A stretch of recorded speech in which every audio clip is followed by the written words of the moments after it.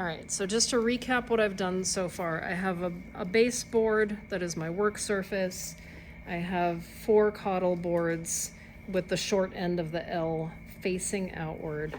I've got my pattern on the inside of the box, and part of this process is going to be you determining what is going to be your pouring cup, right? So I think, everyone in here is working with objects that have kind of a nice bottom that can work as the pouring cup. So for yours, Ava, it's just going to be the base of the doll.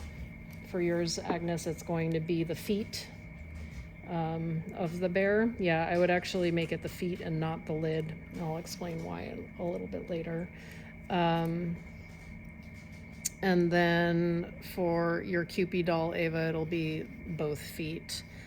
And then yours is a 1-part mold. So does the pouring cup have to be on the bottom board, or could it be on? It's going to face, it's going to make contact with one of the coddle boards. Okay. Yeah. So once I've determined what my pouring cup is, and if there's not a natural area on my object, that's when you need to fabricate something, right, to become a pouring cup. But no one's in that category. I can show you what fabricated pouring cups look like in a little bit. But you're going to arrange the coddle boards so that your pouring cup is making contact with one of the coddle boards, and that everywhere else you've got about 2 inches around, from the widest point of your pattern to the coddle board wall. So if you look down into this box, so from the head to the coddle board, it's a couple of inches. From the waist, which is the widest part of the body, I've got a couple of inches. So I can scoot that in a little bit. So you really want to make sure that you have at least minimum 1 inch between the pattern and the coddle board at the widest point. I would say 2 inches is a more comfortable place to be. Okay. So once I've determined that, I can drop in the pins. So these vices, these are something that MC made. And he made the coddle boards too. He's very kindly. So if you don't have these coddle boards, you're just using clamps. Exactly. But you do need that L configuration somehow, some way. And you can see not all of the coddle boards in the shed look exactly like this. Some of them are just a couple of pieces of wood that have been glued together. And in that case, you can just use C-clamps to do the same thing. So I'm tightening these clamps, and I'm not like strangling them together, not quite yet. I just want to get them configured in the correct dimensions. So it's just kind of a gentle closure, because these have been used a lot and some of them get a little warped, and so if you over tighten them, sometimes then they like get askew and they don't really work very well. So you're going to waterproof your box just using clay. So see how when I tightened that one, this one moved a little bit, so it's a little bit of warpage. The other thing that you should know is that these don't have to go all the way down, so you can drop the pin in and certainly keep it high enough so that you can screw these shut and unscrew them without the T-bar hitting the table. And then that's okay, because it puts the pressure of the vise like in the center of what you're doing.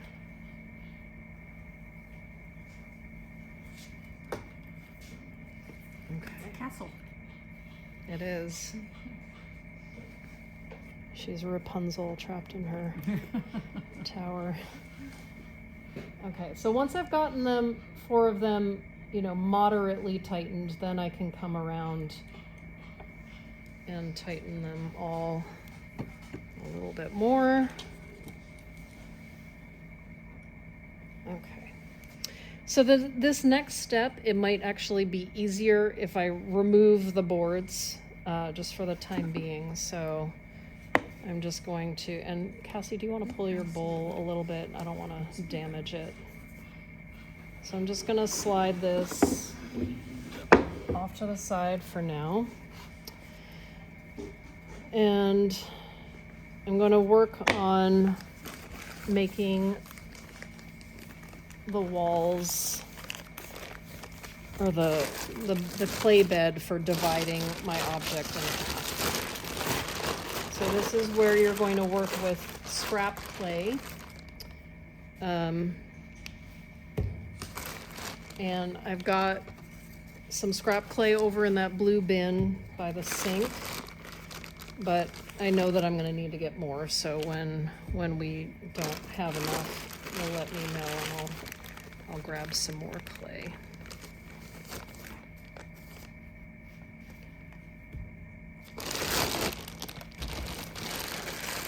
And all we're doing with this clay is using it for making molds, so you're gonna find it in various states of like, oh, it's super soft, or it might be really hard. If you open up a bag and it's rock hard, please do me a favor and add some water.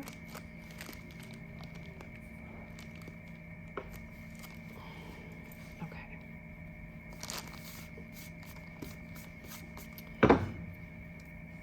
So what I'm going to start doing is just putting some clay down onto the board.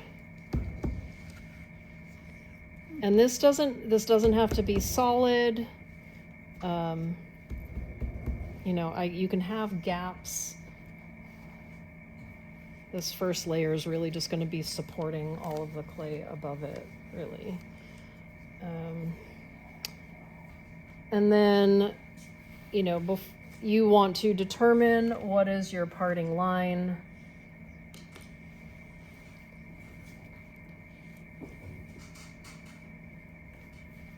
So if you haven't done this a lot, you'll definitely want to draw the parting line. And I forget, are these precious to you? Not at all. Not at all. Okay, so They then borrow them I will. from Costco. From Goodwill. Goodwill. But we will, like, presumably, you know, let's keep the texture Right. on this. So we will face it forward.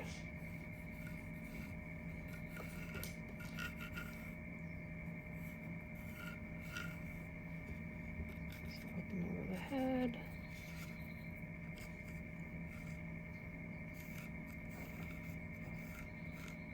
Down the other side. Okay. So essentially what you are doing in this process is burying your pattern in a clay bed up to the parting line. And because I'm doing this kind of piecemeal, hopefully it makes sense as to why it's easier to do this without the coddle boards in place just yet. We will pop them back on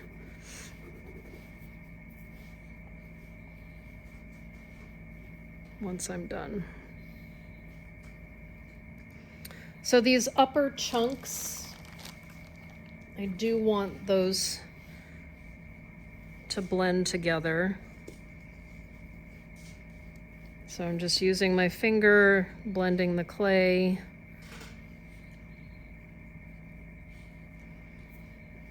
And certainly,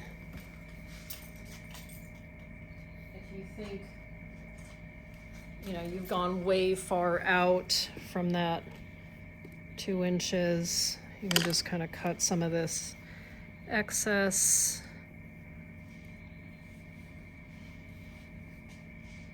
And add it.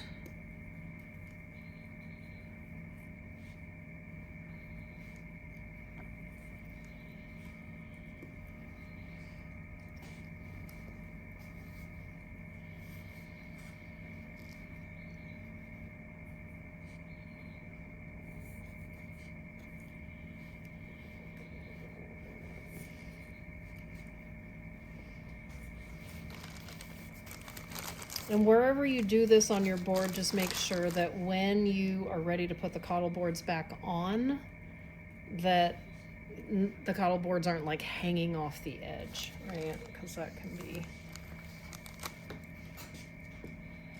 hard to stabilize.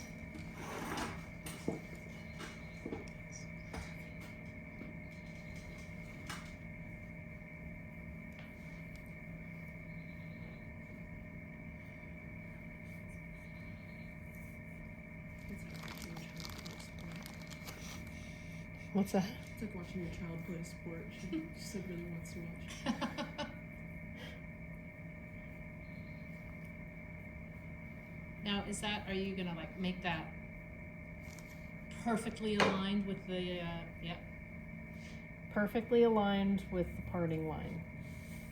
Because especially if you think about your particular form, if we go too far under on any one side, then we've got an undercut. And then it's going to be hard to release the casting. And your mold cuts in half every time you try to take half off. It tears in half. Yeah. Because that's where the pressure is. It's keeping it That nice makes and sense. mold. I am the lucky one today. That's okay, you can do more. There You will just still keep be passing more it. work for you to do. I'm not gonna, you get the benefit of most of the pattern division, but I you will. think the most work is going to be hue glazing every single one differently. Yeah. Okay. Are we able to take the slip casts home, or is it for you to keep here? Oh, the molds at the end of when you're done? Yeah. Yeah, keep them. They are yours. You mean the final product?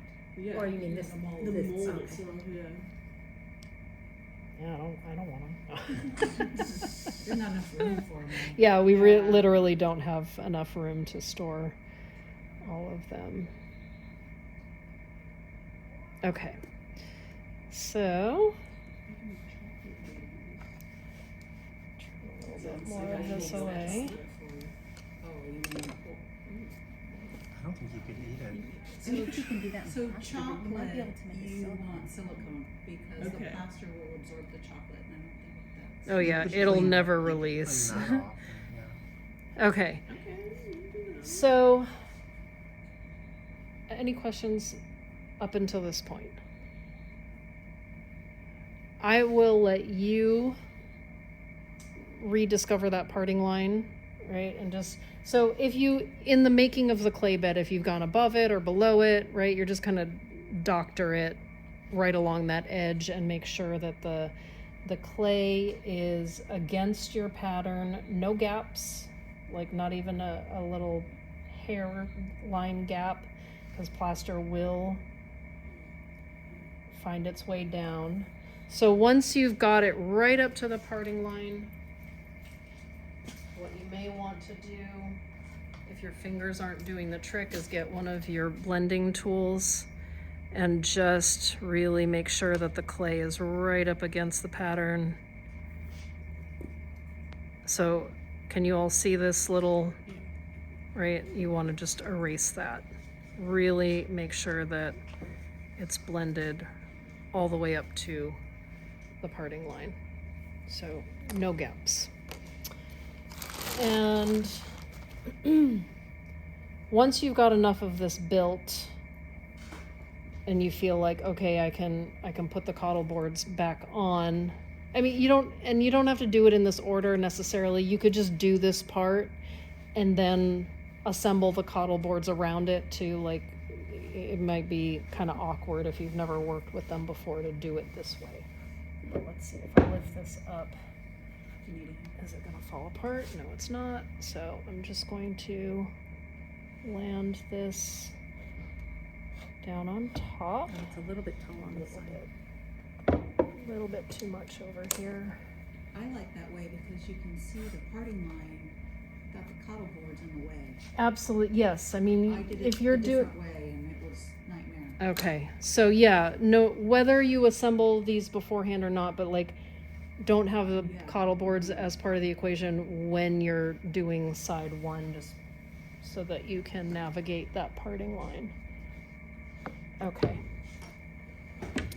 So, now if you want to take a picture of what I've got right there, do that. I don't understand how it, should we do something on the other side as well? Later. Later. I'm like, conceptually, I'm not Yeah. getting it. Yeah, It takes a minute, but It's upside down, backwards thinking, so just ride along with me for now. She's like, I was the same trust me, way. I'm not I asked crazy. 1,000 questions. But yeah, ask the questions, for sure. I'm surprised you didn't take the clay all the way out to the edge of the cottle board. We will, No. we will. This is just getting it far enough along, and then we're going to Oh, that makes do sense. more. Put the boards in before you take the clay out to it, otherwise you can't Yeah. really do it. Okay, so now what I need to do is complete the clay bed, right? So down in these corners, I'm just gonna throw some more chunks down.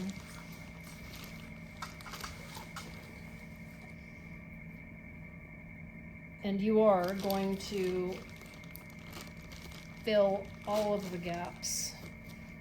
So complete that clay bed from your pattern all the way to the corners of the molding box.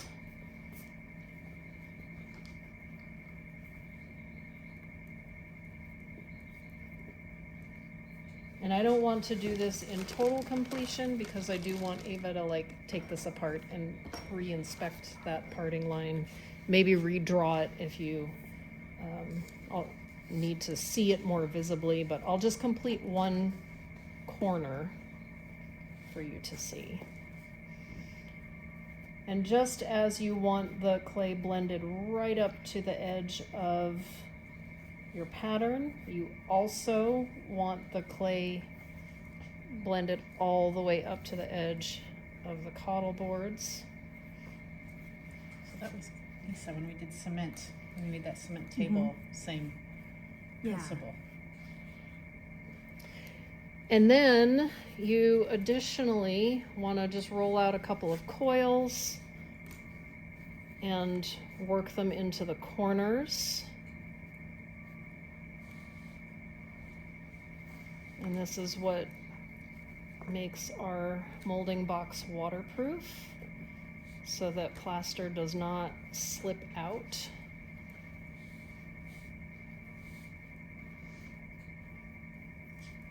So really blend it against the cottle board.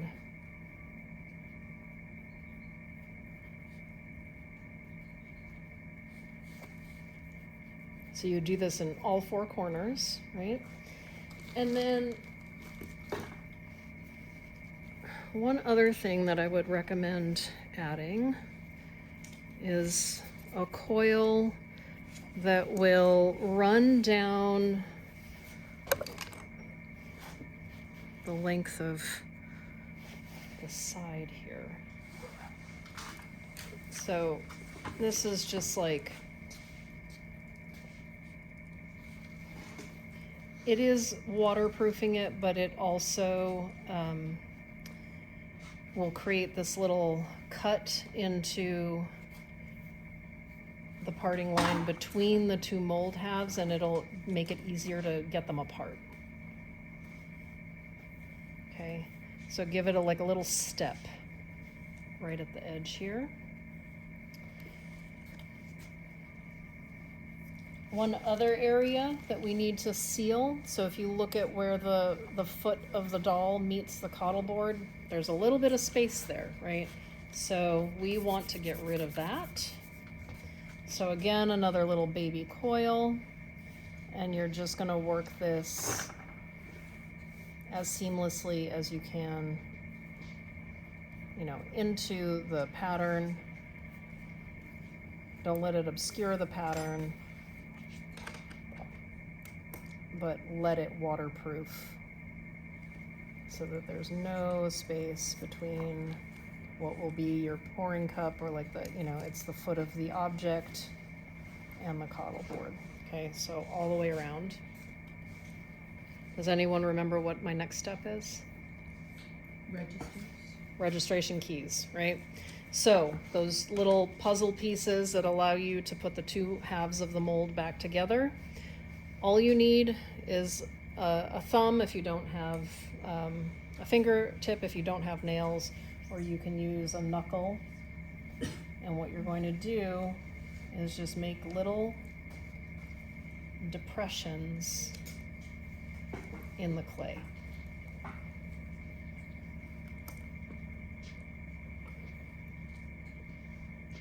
So it's about, you know, an inch away from the edge of my pattern, but also not super close to the edge of the coddle board. And you're just going to do a registration key every few inches. You don't need a ton of them. Use your fingertip. Don't make the mistake that I made with one of my molds, where I just took a tool like this and created a very deep depression, because that is going to snap off at some point. So it's just like a little divot in the clay bed. That's all you need. Okay? So you're going to do this all the way around. And then when we are ready to mix up the plaster and pour it in, you're going to use a little bit of Murphy's oil soap as a release agent.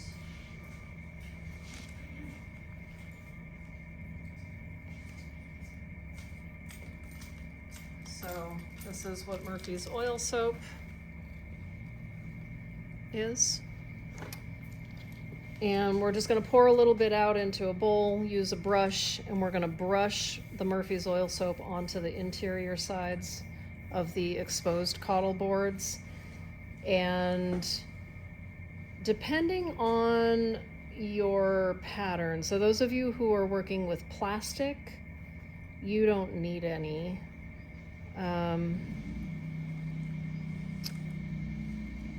And Ava, I know, like, this is wood.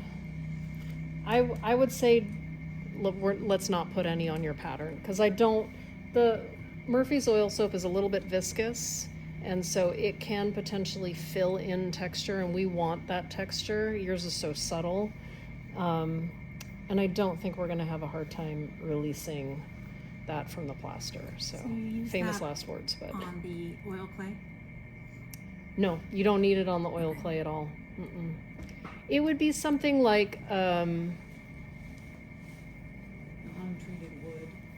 yeah, and that's what this is, but I think it's worth taking a chance. But something where like the plaster might kind of get caught up in the material, you would probably want some sort of mold release. So Fabric for. yeah, like someone was talking last week about a fabric something. I think it was maybe Tolly. With the animals crocheted. Yeah. Oh, yes. Definitely for that. Yes. Right. So that would be an instance where I would say, like, we need something to make it a little bit more plastic surface, Or anything that would absorb. just so that the plaster doesn't get caught up in it. But I think we're safe This with is just this the one. boards themselves. The boards themselves, it just makes removing everything a little bit easier, because you can see there's been a lot of use and Yeah. there's a lot of plaster already on there. So plaster doesn't like to stick to a lot of things. It can get embedded in things, but otherwise plaster likes to stick to plaster. Okay, so let's recap here. You find your parting line, you figure out how big your box should be, you make the clay bed up to the parting line. And then you assemble your box and you waterproof the corners. You create that little ledge all the way around so that the mold halves can come apart more easily. You make the registration keys, and then you soap the sides of the box. And that is, once that is complete, then we're gonna do some math to figure out how much plaster we need. I'll get you through that part. But then we pour in the plaster. You have to wait a minimum of 30 minutes for the plaster to set. If we can wait even a little bit longer, that's better, just because the plaster will be a little bit firmer. And that completes side 1 or side A of your mold. Okay. So if we get that far today with all of you, that's amazing, but it's a lot. So I think if all you do is figure out your parting line, bury your object in the clay bed, and that's all we do for today, that's good. Because I really, really want to make sure that everything is super waterproofed, and that you really have got the clay all the way up to the edges of your pattern. And if you can assemble the cottle boards around it, like, that's great. And if we run out of time, then what you're going to do at the end of the day is really try to pack plastic around this so that come Wednesday we come back to it and we can just mix plaster and pour it in. We may have to doctor things a little bit on Wednesday, like if the clay shrinks a little bit, it may pull away from your pattern. So then you just want to make sure. Are we ever spraying water on it? You can. Yeah. You can. If it feels like it's really getting dry. Mm-hmm. And I would be a little leery of that because your pattern is wood. Right. And I don't want to soak this and then it's going to expand in weird ways. But those of you working with plastic or glass, you're fine to spray things just to keep it a little bit on the wet side. Do you want to know what side B is all about? Yeah. Okay. I'll explain it to you. She said side B? Yeah. So what we're completing right now is just the first side of the mold. So we pour the plaster, we let it set. Let's say it's the next day. We disassemble the cottle boards, right? We do not remove the pattern. I can't stress that enough. Leave this in the plaster. But this will get buried in plaster, right? We disassemble everything. We flip it all over. You remove all of the clay. You don't really touch the pattern or the plaster. Now we have the back side of your doll exposed, right?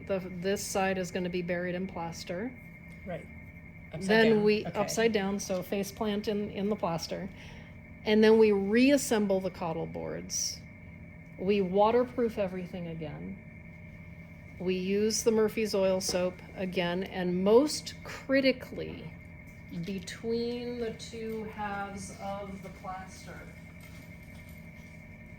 Because if you don't do that, remember what I just said, plaster loves to stick to plaster, right? So if you forget, and let's just say, ignore this part, right? But let's just say that, you've made side A of your plaster, right? So now we flip everything over. Your pattern is half buried in here. When we go to make side B, if you forget to put the Murphy's oil soap on the flange, this is now what we're calling this, the flange, then when you pour side B of your plaster, now you've entombed it in plaster, because then you can't get the two halves of the mold apart. So then, let's say you don't forget that, right? So then you come back after your plaster's set, all you see from this point of view is just plaster up to here. You remove everything, but then if you've done everything correctly, remembered your mold release, you're able to pull the two halves of the mold apart. And then we're done with the step of mold making. Then we need to let the plaster dry out for like a good few weeks before you can actually use the mold. Okay? And then you go, yay, it worked. Yes, exactly. Questions? Holy cow, it's a lot. It's a lot. It's a lot. So that's why, now you maybe get a taste of like, oh, 1 part mold. I just have to do this, once. You don't have to do the A and the B. Okay? And the center line and all the other. Yes. Yes.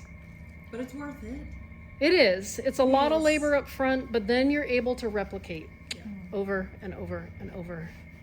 And I'll talk to you once our molds are done and you're actually casting, like how to take care of your mold to make sure that it can give you, 20, 30 castings before it's garbage. Is that the limit-ish? I don't What do you honestly find know. deteriorates? The absorption? Like if you're not cleaning the mold between uses, and one thing that we do is use vinegar to kind of clean out the interior of the mold so you don't get that weird crystalline growth. Do you remember the weird crystals that grow on the that white wedging fuzzy table? stuff? The white fuzzy stuff. So if you don't clean out your molds, then they can grow the fuzzy. Okay. But like if you, like there's a mold out on the table that was left out over the break from my sculpture students. And it is like it's getting pitted because it got rained on and then it got sun and over and over and over again. Okay. So plaster will degrade. Okay. So you don't want to like cast into your mold and then leave it for days on end for a couple of reasons, right? You want to demold it when the time is appropriate, but like just constant water exposure will start to degrade the plaster. Good to know. All right. Other What is questions? the name of this? It's a clamp. Cloud? Yep. These are custom clamps, but just in general, the process of securing the boards together, you need some sort of clamp. Yeah, like if you had a C clamp, you would just do it this way. Yeah. Other questions? So one, for these, should I put them on Yes. a board Yes. and do the same process? Yes. Yes. Even like a teeny little board and, Yeah, I mean, you could potentially do it in the Tupperware yeah, because then your walls are already Right. existing. right. You But just got to make sure that those are really stuck. I thought about putting a piece of clay down first. There you go. Yeah, that could work. Flat on a Yeah. roll of slab. Yeah, because Tupperware plastic is so slick. Yeah. So if they get dislodged, then your patterns are going to float up into the Yeah. plaster. But certainly using a piece of Tupperware like that helps Yes. you because then you can forego this step Right. because they're already there. Okay. And then same with the one piece, Mm-hmm. face down, clean up all the holes, sides, edges, and then you just pour up to the level. Yeah. Okay.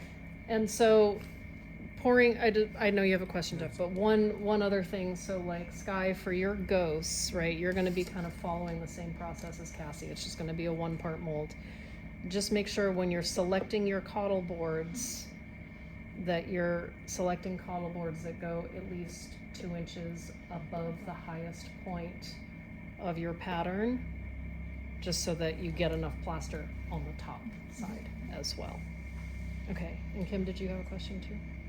Oh yeah. So when you fill in with clay, the half of it, Mm-hmm. do you want to make the clay like as flat as possible and not bumpy?